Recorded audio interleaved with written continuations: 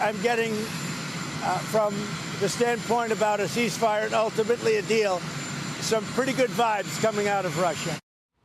Some pretty good vibes coming out of Russia. How about that? President Trump signaling, I think, a fair amount of optimism on a possible Russia-Ukraine ceasefire after Special Envoy Steve Witkoff's Moscow trip. This as Ukrainian President Volodymyr Zelensky continues to call for more pressure on Russia.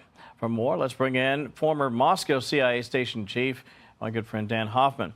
Dan, there's a lot to cover here. I think I would begin by asking you if it's your sense, as it is the sense of many, that Vladimir Putin will say and do anything to get a deal, but that doesn't mean he'll honor it.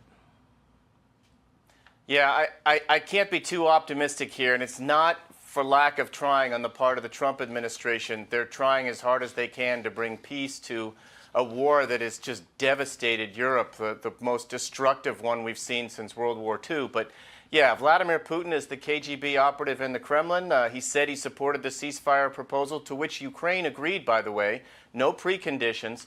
And then Putin went out and laid out some preconditions, which make it impossible to achieve, at least in the immediate term, a ceasefire. He wants serious concessions from Ukraine before the negotiations even begin. I think there's a couple of things that stand out to me, Dan, as I sort of unpack what's been happening with respect to not just the war itself, but a possible way forward.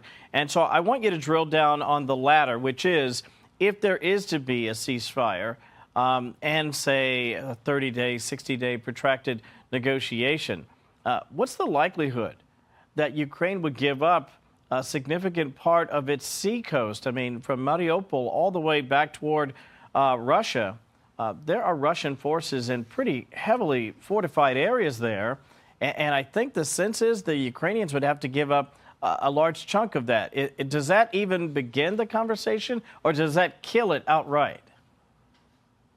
I think it begins the conversation. Look, Russia had illegally annexed by force about 7% of Ukrainian territory before they launched an invasion in February of 2022. They now occupy a total of about 18% of Ukraine.